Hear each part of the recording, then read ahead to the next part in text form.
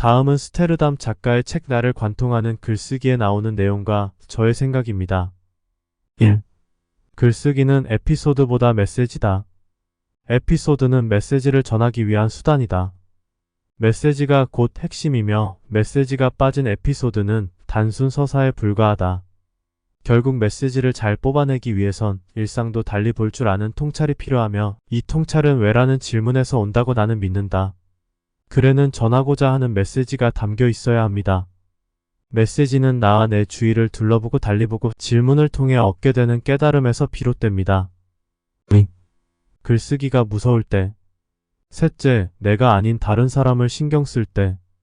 나는 나를 표현하는 과정으로의 글쓰기를 하지만 결국 이것이 누군가에게는 꽃씨처럼 날아가 그 마음에 싹을 틔워주길 바라는 결과로서의 글쓰기를 바라기도 한다.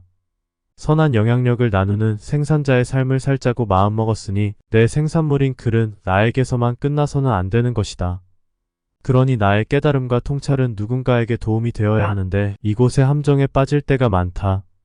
즉 남을 신경 쓰다 거기에 나가 빠진 글을 쓰는 것이다. 글을 쓸 때 남을 너무 의식하다 보면 정작 글에 내가 보이지 않을 때가 있습니다. 글쓰기의 본질인 내가 글에서 사라지지 않게 글을 써야 합니다. 3. 내 글은 독자의 해석을 뛰어넘을 수 없다는 것이다. 즉 내 글의 좋고 나쁨은 독자가 정하는 것이다. 나에게 글쓰기란 선한 영향력을 나누는 생산자의 삶을 살기 위한 것임을 떠올리며 쓰는 것이다. 좋은 글을 쓰려는 노력은 하지 않는다. 그 판단은 어차피 독자가 할 것이기에 나는 내 생각과 이야기를 진솔하게 써내려가는 것이다. 좋은 글과 나쁜 글의 최종적인 판단과 결정은 결국 독자의 몫입니다. 우린 그저 글을 진솔하게 써내려가면 됩니다. 4. 문예창작을 전공하거나 국문과를 나온 것도 아니고 그렇다고 전문적으로 글쓰기를 어디서 배운 적도 없다. 아무리 글쓰기가 대중화된 시대라지만 내 이름으로 된 책들이 연달아 나온 걸 보면 사실 나도 놀랍다. 예전엔 문체나 문장력이 대단해야 작가라는 타이틀을 거머쥘 수 있었고 실제로 그래야 출판이 되었으니까. 나는 나의 문장력이 대단하다고 생각해서 글을 쓰는 것이 아니다.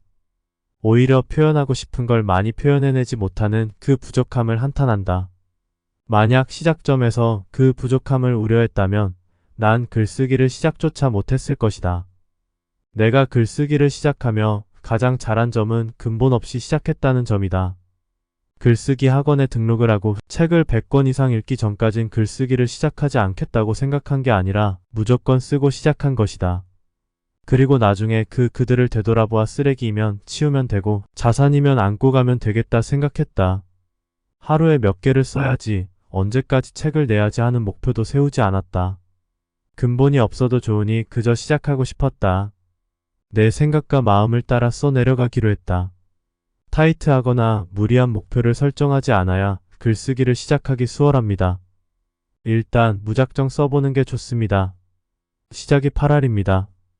자유주제식으로 문어발식으로 쓰다 보면 나중에 써놓은 글들이 힘을 발휘할 날이 옵니다. 5. 글쓰기를 전문적으로 배운 사람들에게 나는 범접할 수 없는 그들의 아우라를 느낀다.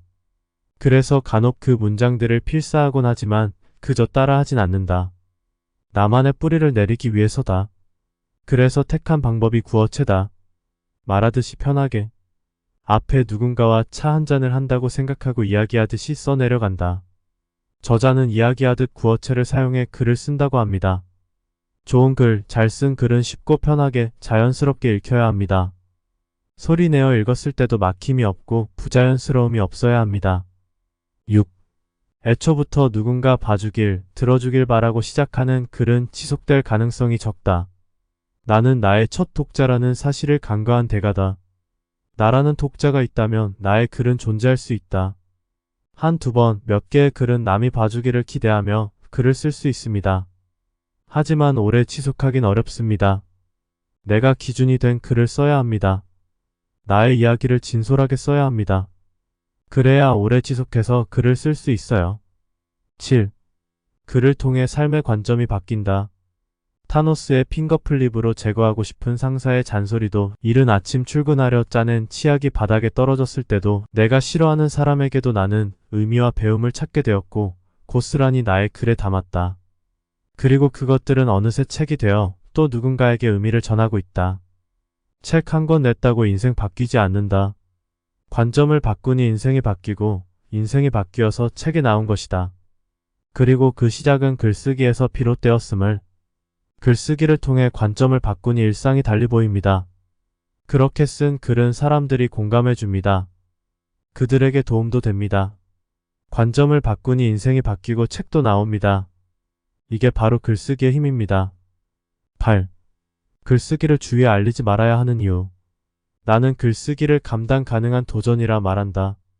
본업이 있을 경우 제2의 인생을 준비하거나 사이드 프로젝트로 시작하기에 글쓰기는 너무나 매력적이다.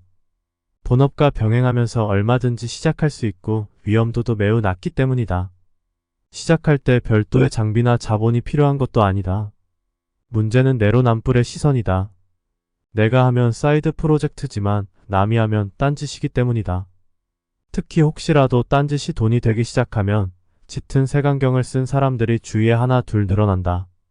다시 말하지만 전업작가가 아닌 이상 나의 글쓰기를 알리지 말아야 한다. 요즘 글 쓰고 강의하러 다닌다며? 일은 언제 해? 요즘 딴짓한다더니 그래서 실수하는 거 아냐? 그러다 곧 퇴사하는 거 아닌가? 믿는 구석이 있나 보네? 글을 쓰고 책을 냈다는 말을 하면 그것을 좋게 봐주는 사람 80%와 좋지 않게 보는 사람 20%의 세상인 줄 알았다. 그러나 원래 현실은 소스라칠 정도로 차갑다. 단언컨대 90% 이상이 긍정적이지 않거나 오히려 부정적인 시선으로 바라본다. 또 다른 선택의 순간이 온다면 나는 글쓰기 초기에 내가 글 쓰는 것에 대해 함구할 것이다. 나중에 드러나더라도 절대 내가 먼저 드러내진 않을 것이다.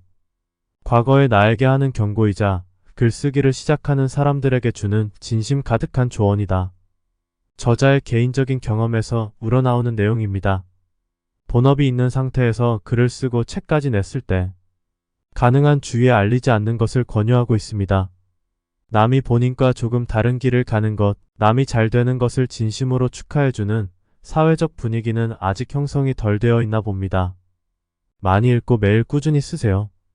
우리 모두는 자신의 인생을 써내려가는 작가입니다. 글 쓰는 수의사 투더문이었습니다. 같이 함께 멀리 갑시다.